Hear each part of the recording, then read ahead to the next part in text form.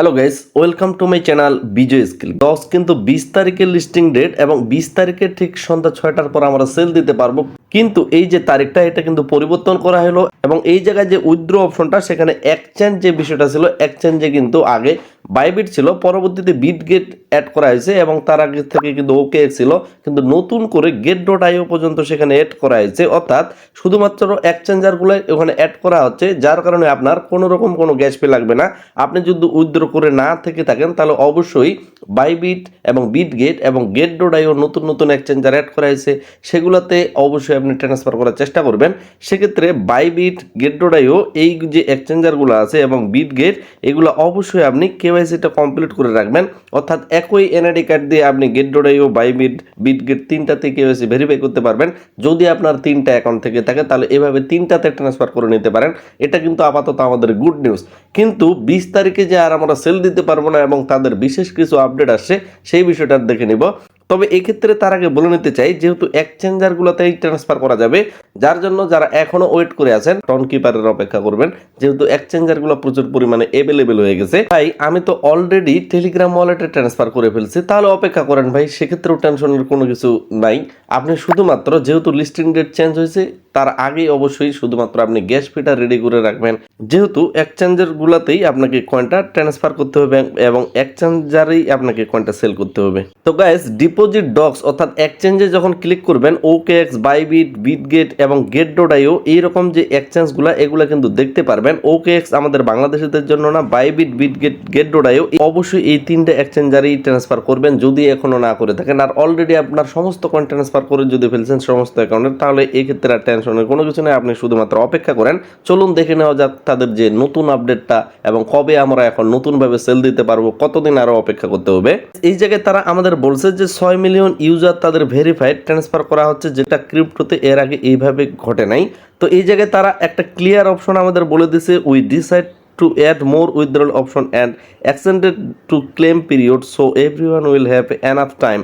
মানে শুধুমাত্র ইউজারদের কথা ভেবে তারা কিন্তু এনাফ টাইম মানে যথেষ্ট টাইম দেওয়ার একটা চিন্তা ভাবনা রাখছে, যার কারণে তারা বলছে যে 21 তারিখ পর্যন্ত আপনি এক্সচেঞ্জার এবং টেলিগ্রাম যে ওয়ালেটটা 6টা PM অর্থাৎ বাংলাদেশের টাইম রাত 12টা পর্যন্ত আপনি কিন্তু 21 তারিখে ট্রান্সফার করতে পারবেন আপনার এক্সচেঞ্জারে, অর্থাৎ বাইবিট, বিটগেট এবং get.io যে এক্সচেঞ্জারগুলো আছে সেগুলোতে ট্রান্সফার করতে পারবেন এবং টেলিগ্রামের নিজস্ব যে ওয়ালেটটা আছে সেখানে আপনি ক্লেমটা করে নিতে পারবেন, যেটা 21 তারিখ পর্যন্ত রাত 12টা পর্যন্ত আপনাকে সময় দেওয়া হয়েছে।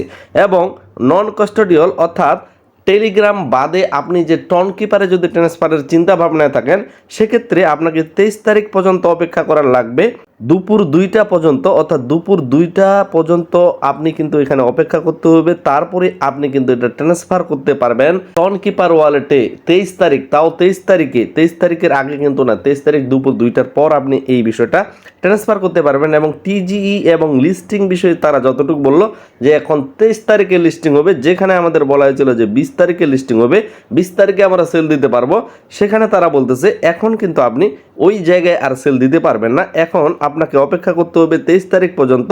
এবং এই জায়গায় তারা বলতেছে 12টা PM অর্থাৎ 6টার দিকে কিন্তু আমরা 23 তারিখে সেল দিতে পারবো। তো এই জায়গায় নতুন একটা ধারণা আসতে পারে যে তারা কি কোনোভাবে বাইন্যান্সের লিস্টিংয়ের চিন্তা ভাবনা করতেছে কিনা, যার কারণে তারা ডেটটা চেঞ্জ করতেছে, যার কারণে তারা ভেরিফাইড এক্সচেঞ্জারগুলো অ্যাড করতেছে ক্লেম করার জন্য।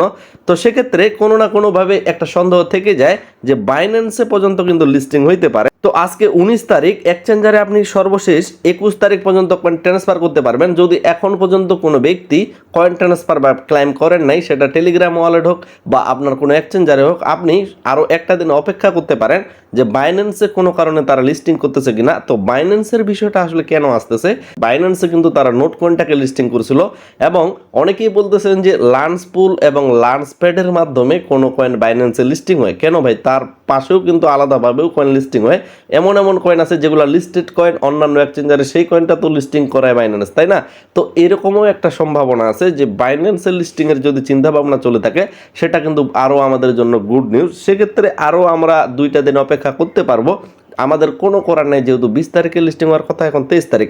এটা আমরা আপাতত ব্যাড নিউজ কখনোই মনে করব না। আশা করি ক্লিয়ার বিষয়টা বুঝতে পারছেন। যারা এখনো উইথড্র করেন নাই, ডিপোজিট টু এক্সচেঞ্জ লেখা পাবেন, সেখানে ক্লিক করে একটু অপেক্ষা করতে পারেন, যে আজকের দিনটা অপেক্ষা করতে পারেন, কালকের দিনটা অপেক্ষা করতে পারেন যে কোনো ডেট চেঞ্জ হচ্ছে কিনা। তো খুব বেশি আবার ওয়েট করার দরকার নাই। এক্ষেত্রে অনেকেই ভাবতে পারে যে একবারে ডেট চেঞ্জ করলো, এরপরে আরও ডেট চেঞ্জ করবে, হয়তো বা এরকম সম্ভাবনা একেবারেই দেখতেছি না। শুধুমাত্র এটা হয়তো বা কমিউনিটির জন্য এবং কয়েনটাকে ভালো একটা ভ্যালু দেওয়ার জন্য এরকমটা করা হলো। যদি কোনো কারণে আপনার কোনো প্রশ্ন থেকে থাকে, এট ফার্স্ট কি করবেন, আমাদের টেলিগ্রাম চ্যানেলে জয়েন হয়ে থাকবেন ফার্স্টেড বা লেটেস্ট আপডেটগুলো পাওয়ার জন্য, এবং অবশ্যই ভিডিওতে একটা লাইক দিবেন, কারণ ভিডিওতে লাইক দিলে আমার মোটিভ বাড়ে আপনাদের ভালো কিছু উপহার দেওয়ার। এই ভিডিওটা এখানে শেষ করতেছি, দেখা হচ্ছে নেক্সট কোনো একটা ব্র্যান্ড নিউ ভিডিওতে। সকলে সুস্থ থাকবেন, ভালো থাকবেন, ধন্যবাদ সকলকেই।